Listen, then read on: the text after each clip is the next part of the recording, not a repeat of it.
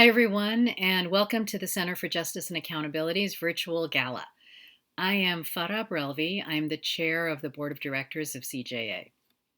As some of you know, on March 5th, well before most of the local restrictions that we are now facing were in place, CJA's staff and board made the difficult decision to turn our annual celebration, scheduled to take place on March 26th in San Francisco, into a virtual event in an effort to help flatten the curve on the spread of COVID 19, and also to stand in solidarity with our partners and communities across the world who were already feeling the pain of this public health crisis. In these uncertain times, we are adapting and we are reaching out in all of the ways that we can to our communities, to our neighbors, to our partners around the world in solidarity. Even under these circumstances, CJA's mission matters and our work has to continue. I know this is an extremely difficult time, and I'm really grateful that you've taken a moment from your day to join us from wherever you are. I am currently in my dining room under a shelter in place order in the Bay Area of California.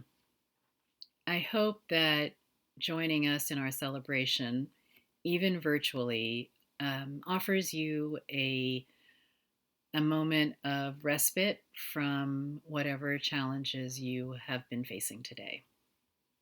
So, during our virtual gala, we will be honoring our awardees. We will be reflecting on our ongoing work and thanking our sponsors. Our first award is the CJA Champion of Justice Award, and it goes to Gerald Gray this year. Jerry is one of CJA's co-founders, and he is the visionary behind our work. I've known him for more than 10 years since I first joined CJA and admired him from before I had even met him. Through Jerry's clinical work as a psychotherapist and social worker with survivors of torture, he saw his clients' fears and concerns and the important role that justice and accountability could play in their recovery. You'll hear from Jerry during our gala and how he discovered the pervasive problem of torturers living in the United States and how he created CJA to provide legal redress to survivors of the most serious human rights violations.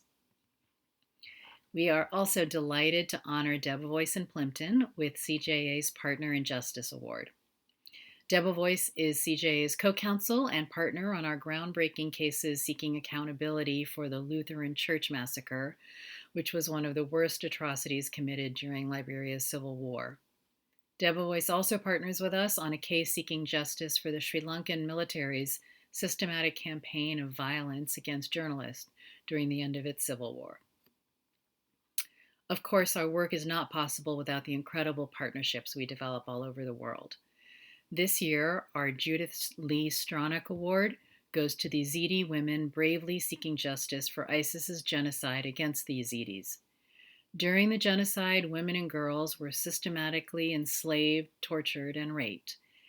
Now, many of these brave women are leading the international efforts to document the crimes against them and their communities, and they are demanding justice and finding solidarity with other survivors. We invite you to join Carmen Chung next week. Carmen is CJA's legal director for a conversation with the CJA community on our current work, the global movement for justice, and how our cases impact communities. And I hope you can all join us for this virtual update. Finally, of course, our work would not be possible without the steadfast support of our community. We want to thank the sponsors of our virtual gala for their commitment to combating impunity for atrocity crimes. I want to thank Wilson, Cincini, Goodrich, and Rosati, Debevoise and Plimpton, Robert Flynn, Gerald Gray and Colleen Higa, Kachet, Petrie, and McCarthy, Kecker, Van Ness, and Peters, Alan and Agnes Mendelson, William and Seema Aceves, the Honorable Rebecca Westerfield and Ivy Fine, Lokalani Devone and Annette Brands, Stephen Martin and Douglas Schmidt, and Hiro Tanaka and Carmen Chung. You make this work possible, and we are very grateful. CJA's mission and our mandate has always been rooted in our communities. We have learned through our work that through every crisis, care and concern for one another is what will get us through. That is what human rights work is all about. In this time of extreme uncertainty, we are grateful, and I am personally grateful to be connected with all of you. I hope you will join me as we reflect on our work, honor our awardees, and look to the future. I'm sending you all of my best wishes, and I hope that you take very good care. Good night.